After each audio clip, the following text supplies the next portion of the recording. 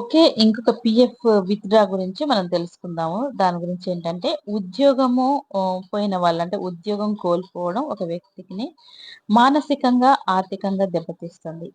ఈ సమస్యలను తగ్గించడానికి ఈపీఎఫ్ తన పీఎఫ్ విత్‌డ్రా డ్రాయర్ అంటే విత్‌డ్రా నియమాలను సరళీకరించింది. నిరుద్యోగులు అంటే ఇప్పుడు తమ పీఎఫ్ బ్యాలెన్స్‌లో 75% తక్షణమే తీసుకోవచ్చు. 12 నెలల పాటు నిరుద్యోగ కొనసాగితే మిగిలిన 25% మొత్తాన్ని కూడా పొందొచ్చనమాట. ఇక ఉద్యోగుల కోతలు పెరుగుతున్న ఈ కాలంలో ఉద్యోగులకు ఆర్థిక భద్రత ఎంత కీలకంగా మారింది. ఈ నేపథ్యంలో ఈపీఎఫ్ఓ తన ప్రావిడెంట్ ఫండ్ విత్ డ్రా నిబంధనలను సవరించింది. సభ్యులకు మరింత సులభతరం చేసింది.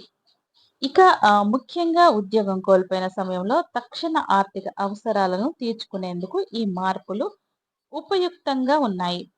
ఇక అంటే సవరించిన విధానం ప్రకారము పీఎఫ్ విత్‌డ్రాయల్ వర్గాలను 13 నుంచి కేవలం 3 ప్రధాన విభాగాలుగా తగ్గించారు. ఇక అవి అత్యవసర అవసరాలు, గృహ అవసరాలు, ప్రత్యేక పరిస్థితులు, ఇందులో నిరుద్యోగము ప్రత్యేక పరిస్థితుల కిందకు వస్తుంది. దీనివల్ల సభ్యులు తమ అవసరానికి అనుగుణంగా సులభంగా విత్‌డ్రాయల్ చేసుకునే అవకాశం లభిస్తోంది. కొత్త నిబంధనల ప్రకారము ఉద్యోగం కోల్పోయిన వెంటనే సభ్యులు తమ పీఎఫ్ బ్యాలెన్స్‌లో 75% తక్షణమే విత్‌డ్రా చేసుకోవచ్చు. ఇందులో ఉద్యోగి వాటా, యజమాని వాటా, అలాగే వడ్డీ మొత్తం కూడా కలిపి ఉంటుంది. మిగిలిన 25% మొత్తాన్ని 1 సంవత్సరం పాటు నిరుద్యోగ కొనసాగిన తర్వాత తీసుకునే అవకాశం ఉంటుంది. ఈ విధానం వెనుక ప్రధాన ఉద్దేశము సభ్యులు తమ మొత్తం పొదుపును ఒకేసారి ఖర్చు చేయకుండా నియంత్రించడం. ఇక దీని ద్వారా వారు దీర్ఘకాలంలో పొందే చక్రవడ్డీ ప్రయోజనాలను కోల్పోకుండా ఉండగలరు.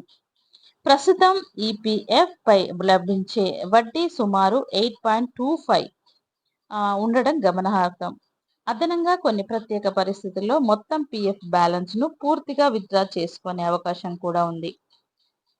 ఇక ఉదాహరణకు పదవీ విరమణ, శాశ్వత వైకల్యం, ఆరోగ్య కారణాల వల్ల పని చేయలేకపోవడం, లేదా శాశ్వతంగా విదేశాలకు వెళ్లడం వంటి సందర్భాల్లో పూర్తి ఉపసంహరణ అనుమతించబడుతుంది.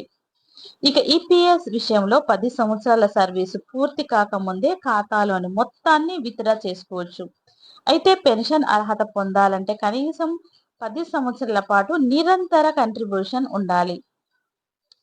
అంటే ఈ కాంట్రిబ్యూషన్ అనేది ఎప్పుడు కొనసాగుతూనే ఉండాలి. మొత్తం మీద ఈ సవరించిన నిబంధనల ఉద్యోగం కోల్పోయిన సమయంలో సభ్యులకు తక్షణ ఉపశమనం అందించడమే కాకుండా భవిష్యత్తు ఆర్థిక భద్రతను కూడా దృష్టిలో ఉంచుకొని రూపొందించబడుతుంది.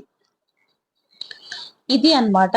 పీఎఫ్ మనం కనుక జాబ్ పోయిన తర్వాత మనం ఎలా తీసుకోవచ్చు, ఎంత పర్సెంటేజ్ తీసుకోవచ్చు అనే దాని గురించి ఈరోజు వీడియో. ఎక్కడ మిస్ చేయకుండా చూడండి.